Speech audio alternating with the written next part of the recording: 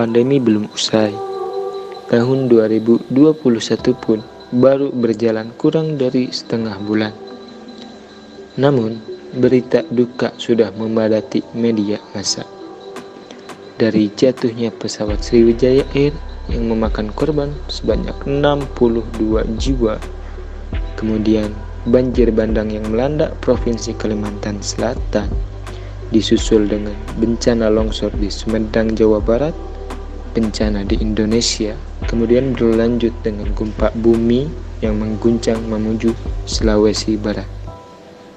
Serta masyarakat Indonesia di wilayah lereng Merapi juga harus terus waspada dengan potensi bencana berupa erupsi yang terjadi.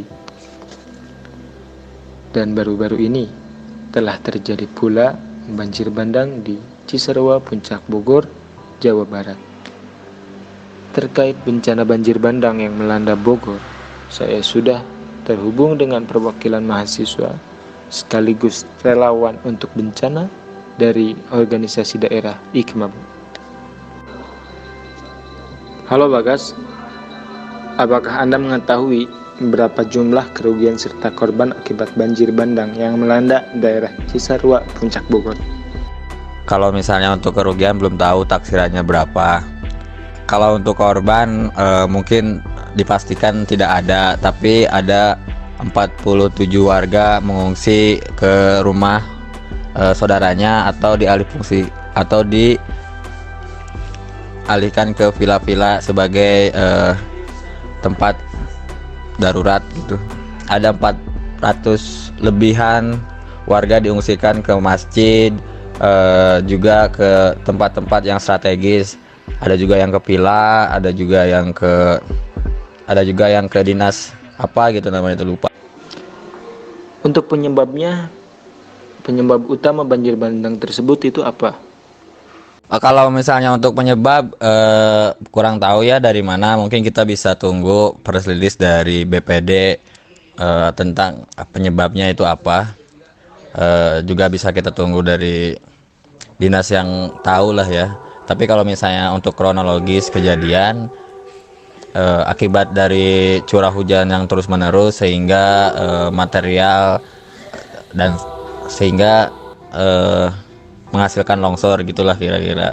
Oke, kemudian bagaimanakah keadaan lalu lintas di sana? Yang seperti kita ketahui bahwa jalur puncak ini adalah termasuk jalan utama dari Cianjur ke Bogor, jalan alternatif tercepat, dan mungkinkah ditutup atau sama sekali tidak berdampak apapun? Kalau misalnya akses jalan ke lokasi atau ke akses jalur puncak itu sekarang sudah stabil ya, karena dari pas hari H kejadian aparat gabungan sudah membersihkan dan juga mengkondisikan sedemikian rupa.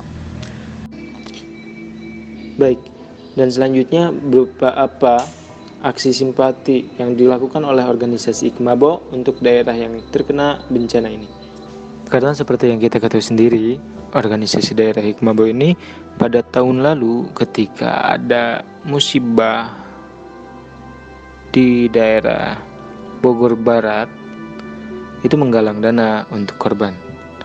Nah, apakah di tahun sekarang di musibah atau bencana alam yang melanda Cisarua Puncak Bogor ini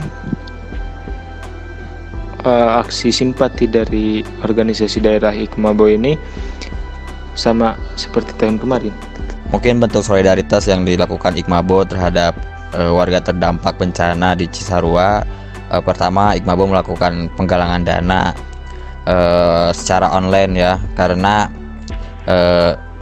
memang itu yang paling efektif dilakukan hari ini sesuai dengan arahan dari pemerintah kota atau kabupaten untuk tetap mematuhi peraturan PPKM.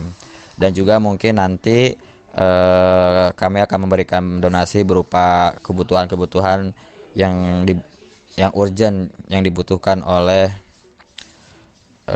warga terdampak.